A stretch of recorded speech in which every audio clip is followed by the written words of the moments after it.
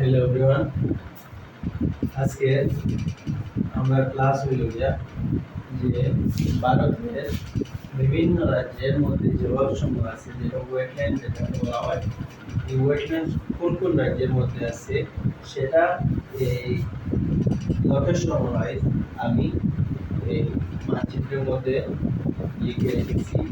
পরিচয় করে দিব কোন জায়গার মধ্যে কোন আছে, অর্থাৎ জলাশয় আছে। প্রথমে আসা যাক নর্থ ইস্ট। নর্থ ইস্টের মধ্যে যে 7টা স্টেট আছে, সেই 7টা স্টেটের মধ্যে অরুণাচল প্রদেশ, নাগাল্যান্ড, মণিপুর, মিজোরাম, ত্রিপুরা, মেঘালয়, হ্যাঁ, আসাম, হ্যাঁ, তারপরে এই জায়গা থেকে এই জায়গা পর্যন্ত কতটি লেক আছে। দীপর বিল যেটা অসমের মধ্যে পড়েছে, দীপর বিল লেক কামরূপ।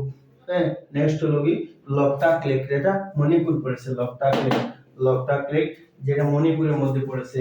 নেক্সট হলো কি রুদ্রসাগর লেক, যেটা ত্রিপুরার মধ্যে পড়েছে। তারপরে হলো উমিয়াম লেক, যেটা মেঘালয়ের শিলংয়ের মধ্যে পড়েছে।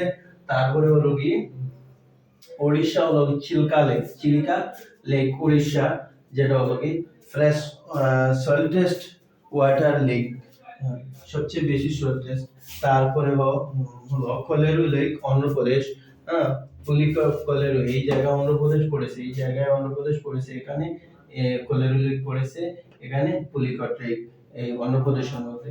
তারপরে হলো গিয়া কেরল পড়ছে, Ashtamudi lake Kerala, Ashtamudi lake, Vembanad lake হলো কেরল।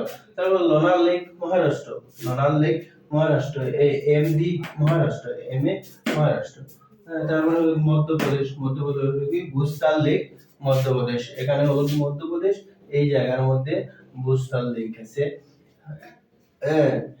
গুজরাট, এই গুজরাট হলো কোস্টালের মধ্যে সবচেয়ে বেশি লম্বা বর্ডার করছে সাগরের সাথে। এই গুজরাটের মধ্যে আছে সরোবর লেক। তারপরে হলো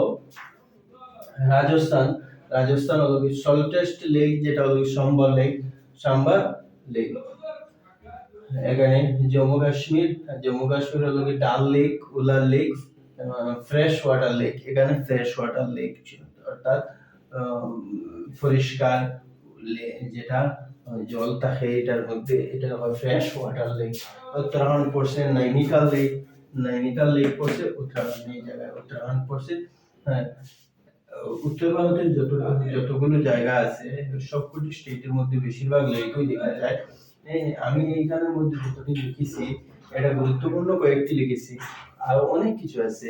স্বাভাবিকভাবে এক্সামের মধ্যে এইটা থেকেই দেখা যায় যে কোশ্চেন এসে যায়। আমি এখানে আমার ক্লাস সমাপ্ত করলাম। Thank you.